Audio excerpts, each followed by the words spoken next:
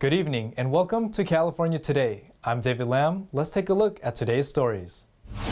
Congresswoman Nancy Pelosi addressed the rise in theft in her elected district. San Francisco's mayor also announced several new initiatives to combat the city's rising crime rates. A Tesla employee is arrested for allegedly shooting and killing a coworker at a factory parking lot in Fremont. The suspect is now booked in jail. Nancy Pelosi was asked about the recent rise in retail crime in her district of San Francisco. She replied with some strong words of disapproval and showed support for the city's mayor in her recent actions to curb the crime. NTD's Jason Blair reports. House Speaker Nancy Pelosi commented on the recent numerous retail thefts in San Francisco, which is Pelosi's district. What it is, it's absolutely outrageous. Obviously it cannot continue. But the fact is that there is an attitude of lawlessness in our country that springs from I don't know where. San Francisco and surrounding areas have seen a big increase in organized retail theft recently. Pelosi said that she agrees with the San Francisco Mayor London Breed in that the spike in theft needs to be stopped. On Tuesday, Breed announced several initiatives to combat the city's rising crime, including emergency police funding. What I'm proposing today and what I will be proposing in the future will make a lot of people uncomfortable. And I don't care. At the end of the day, the safety of the people of San Francisco is the most important thing to me. And we are past the point where what we see is even remotely acceptable. The San Francisco police chief announced on Tuesday that the California Highway Patrol, along with the SFPD, retrieved over $200,000 of stolen merchandise and made 2 arrests. They coordinate with each other and they plan traffic patterns and the rest so that they can reach their goal and depart very quickly. Pelosi also said that an upcoming bill could have some provisions that address the issue of selling stolen products online by having sellers verify where the products come from. Jason Blair, NTD News, San Francisco. The holiday shopping season is in full swing, and so are theft cases in the Bay Area. 2 local law enforcement agencies recently made arrests in connection to theft-related crimes. NTD's Cynthia Kai has the details.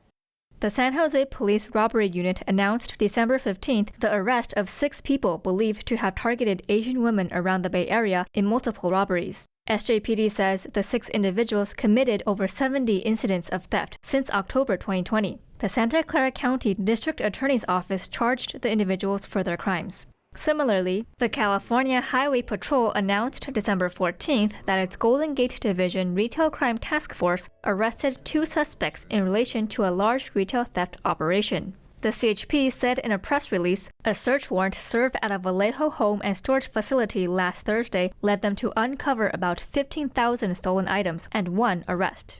The CHP recovered over $200,000 in stolen merchandise, and some of those retailers included CVS, Victoria's Secret, Gap, Target, Lens Crafters, TJX, Nordstrom, and Walgreens, to name a few.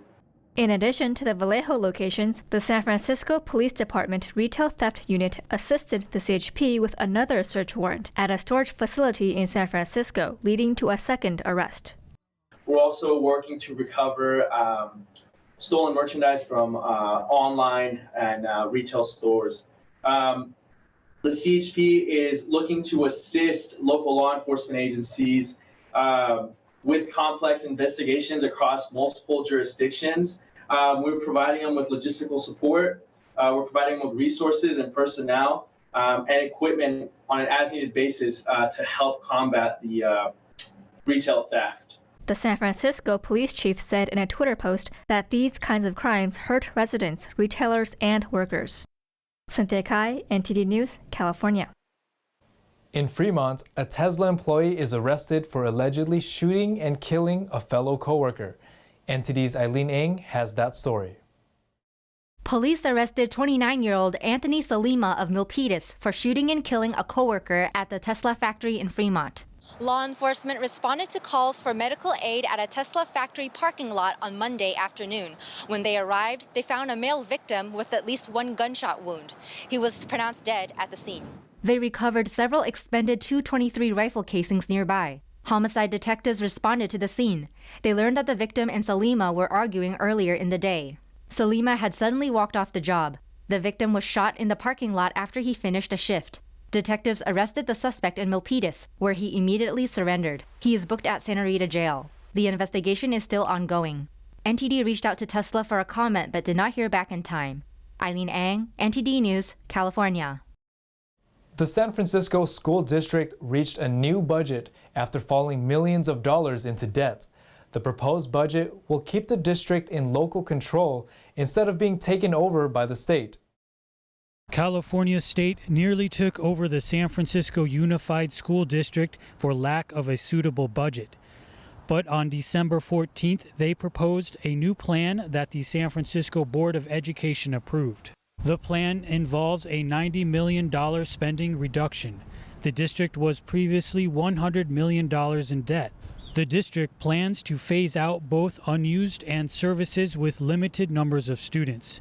One member cited declining enrollment. Going back to that, we're seeing workforce crisis, similar to what we're experiencing here, as well as the loss of student enrollment. That really was a real consistent challenge that school boards are tackling in all areas of the state. The board also cited reducing duplicate funding, spending money multiple times on the same project. Spending cuts were guided by a state-assigned fiscal expert. The budget plan will be submitted to the California Department of Education on December 15th. California's scenic Highway 1 is reopened after a couple of days of weather-related closure. The highway runs along the coast, connecting northern and southern California. Caltrans announced that Highway 1 reopened at 3 p.m. today. About 44 miles between San Luis Obispo County and Big Sur has been closed since December 12th in response to evacuation warnings in Monterey County ahead of the forecasted storms. Crews cleared debris from the highway and made repairs to a rockfall system at Cow Cliffs. There was as much as 12 inches of rain in 24 hours at some mountain peaks. Travelers are reminded to drive slower this winter to take into account the weather conditions. The winter season also brings snowfall in parts of California. This year, snow came early in the mountains near the Bay Area. I went to Mount Hamilton today to check out the snow levels. Here's the story. This is the James Lick Observatory, and it's the world's first observatory on a mountaintop. Now, the recent storm brought much needed rainfall throughout the Bay Area, but up here at Mount Hamilton, it's already looking like a winter wonderland. Now, over to this side, there's a tree that's completely covered in snow, and an astronomer told us that it's unusual to have snow up here during this time of the year. I'd say we get maybe on a typical year, somewhere between 3 and 6 heavy snowfalls. But this year is unusual because we've had this snow rather early in the winter season. Normally we would expect snow perhaps in the early part of the new year rather than late in December. The Lick Observatory is located on Mount Hamilton in California, just east of San Jose. There was roughly a few inches of snow. Lynham says at Mount Hamilton, it seems they're seeing a prevalent change in weather patterns. In February this year, February would normally traditionally be the wettest month where we get the most rain. Earlier this year, 2021, we had not a single drop of rain in February. The observatory began operations in 1888 as part of the University of California, and due to its 4,000 feet elevation, the annual snow is a common part of the area. Locals usually find snow in the Sierra Nevada area, but as the atmospheric river came to California, several peaks in the Bay Area had snow this week. The National Weather Service announced on Wednesday that there will be light to moderate rainfall in the Bay Area, and another storm is on the way. David Lamb, NTD News, California. Golden State Warriors sharpshooter Stephen Curry became the NBA's all-time leading three-point shooter. This in last night's game against the Knicks. Curry has now knocked down 2,974 long balls in his illustrious 13-year NBA career. NTD's Dave Martin has more.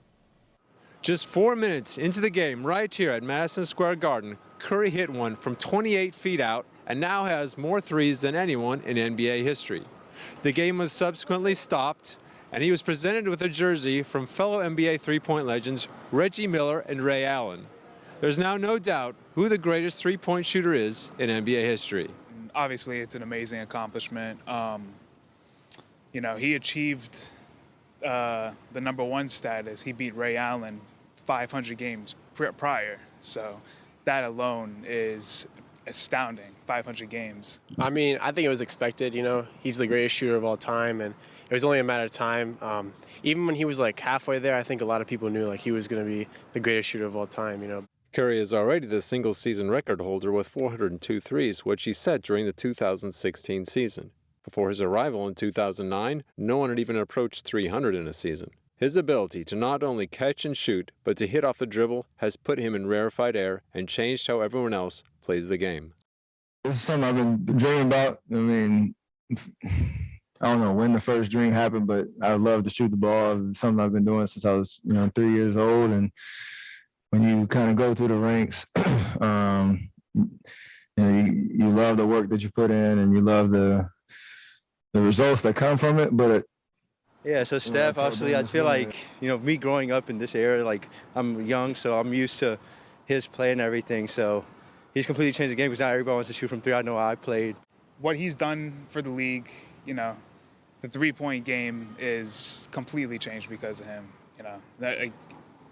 I can't even put it into words. It's like astounding, like what he did. The closest active player to Curry's three-point mark is Brooklyn's James Harden, who has just over 2,500 and is a year younger than Curry. Dave Martin, NTD News, New York. And that's it for tonight. Thanks for tuning in. You can join us on California Today every weekday at 8 p.m. If you have any news tips or ideas for our show, feel free to let us know. You can also find us on Twitter or Facebook. I'm David Lamb. Have a wonderful evening.